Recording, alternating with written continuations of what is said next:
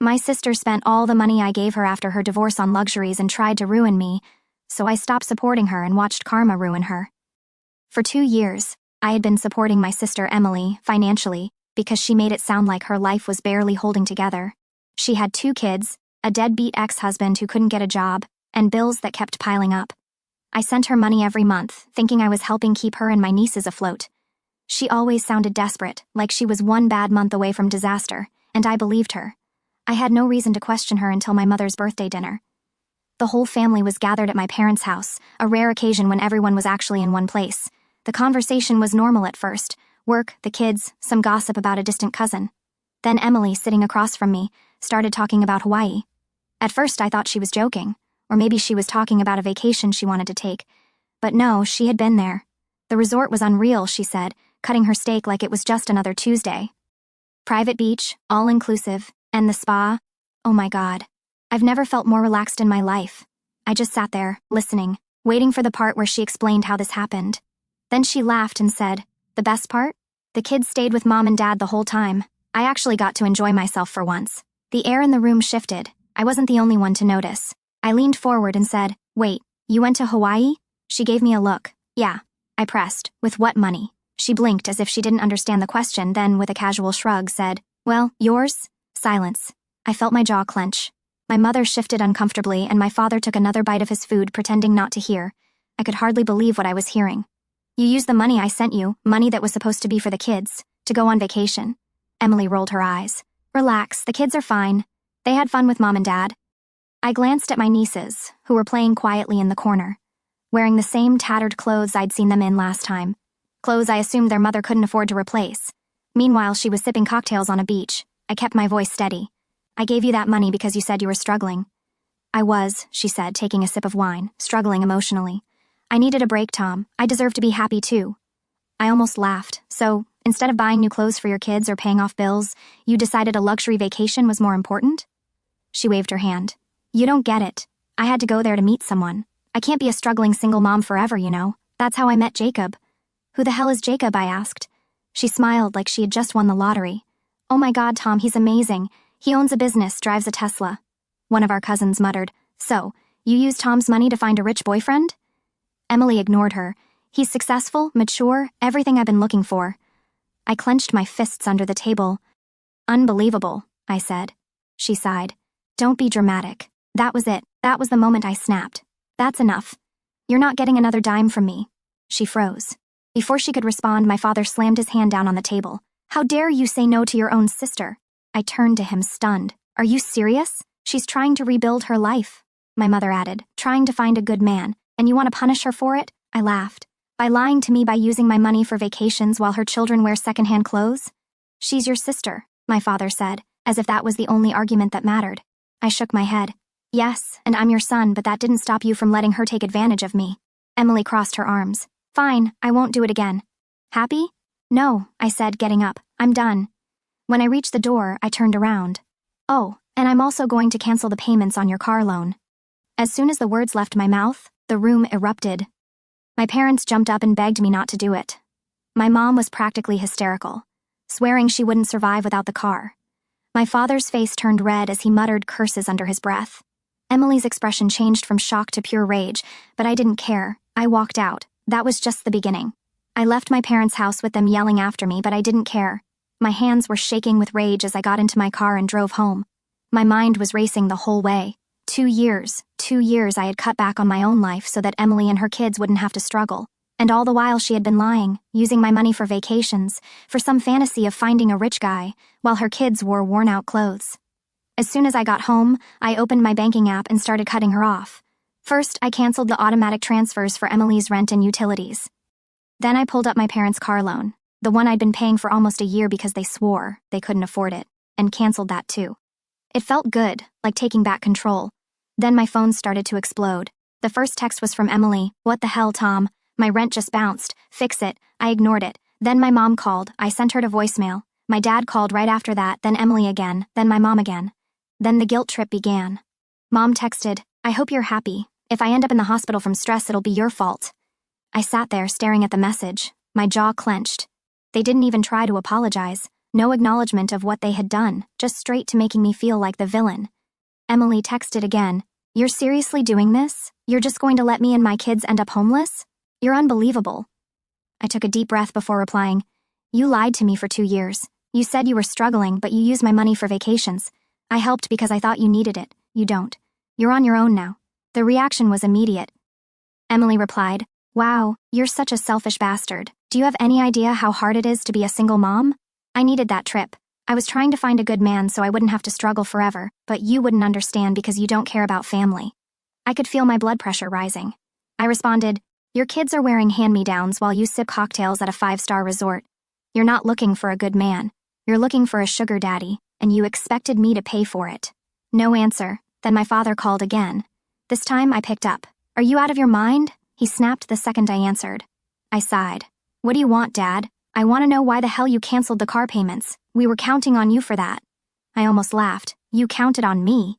This was supposed to be a temporary thing while you got back on your feet. It's been a year. You can't just take that away," he said. "I can, and I did. That's unforgivable," he said. "You're punishing your own family over a stupid misunderstanding." I gritted my teeth. "A misunderstanding? She cheated me for 2 years. It's called helping your sister Tom, something you obviously don't understand." I hung up. I thought that was the end of it. But the next morning, I realized it was just the beginning. I woke up to 17 missed calls. Emily, Mom, Dad, even a couple of texts from my aunt asking what the hell was going on. I sighed, already dreading the day. I knew they wouldn't just let this go, but I didn't expect them to escalate things this quickly. Then came the knocking. Loud, rapid, angry. I already knew who it was before I checked the peephole. I swung the door open to find my mom and Emily standing there, arms crossed, both looking like they were ready to tear me apart. "We need to talk," my mom said, pushing past me into the house. Emily followed, slamming the door behind her. "What the hell is wrong with you, Tom?" Emily said. I crossed my arms. "Good morning to you too." Mom ignored that. "You're going to fix this now." I let out a short laugh. "Fix what? The fact that I stopped letting you guys use me as a bank?" Emily threw her hands up. "You're being insane. I have bills to pay, Tom. My kids need a home. You can't just cut me off like that." I leaned against the counter. "You mean the same kids you ditched at Mom and Dad's so you could run off to Hawaii?" She clenched her jaw. "It was one trip. Paid for with my money," I said. Mom stepped in. "Listen, I understand you're upset, but you're taking this too far. You can't just abandon your family like this." I stared at her. "Abandon? I gave Emily thousands of dollars over the last 2 years. I paid for your car. I helped every time you asked. And what did I get in return?" "Lied to, taken advantage of." Emily groaned.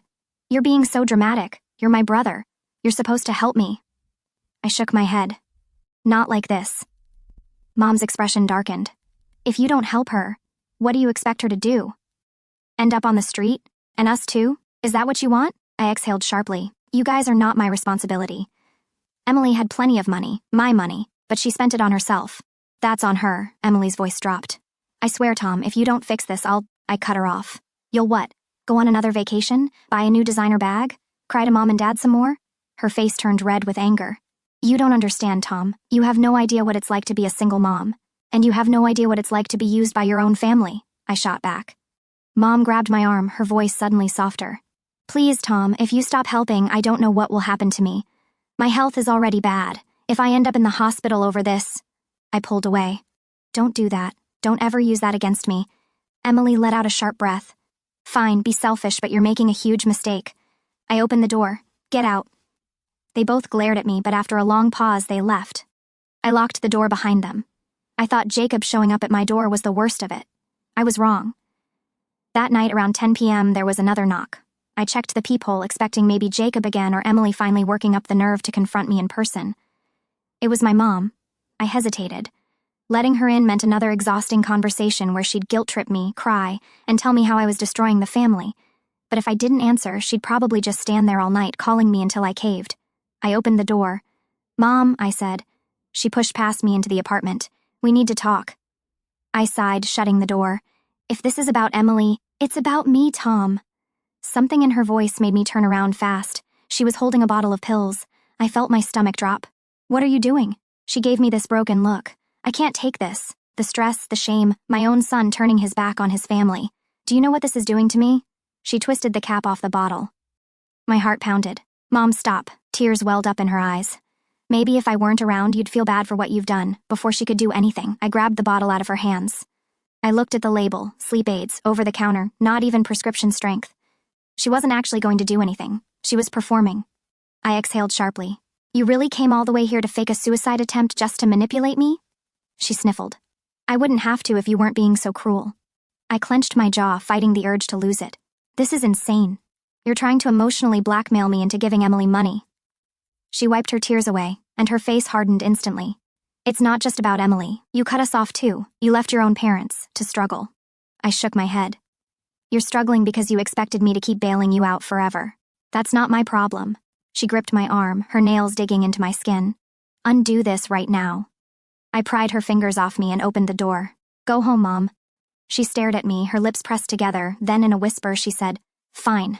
But if I end up in the hospital, you'll have to live with it. I said nothing. She walked out. I locked the door behind her, my whole body tense. Then my phone vibrated. Emily texted, Wow, she just left your place. You really wouldn't even help our mother? Then Dad, I always knew you were selfish, but this, you're dead to me. I turned my phone off. I told myself it was over, but the real nightmare started the next morning. I woke up to an email from my boss, subject, urgent HR complaint. I opened it, my stomach twisting. An anonymous complaint had been filed against me. Someone claimed I had been stealing company funds and misusing corporate resources. It was serious enough that HR wanted a meeting. I sat there, staring at the screen, my heart pounding. I knew who was behind this. Emily, or worse, Emily and my parents. This wasn't just family drama anymore. They were trying to destroy my life.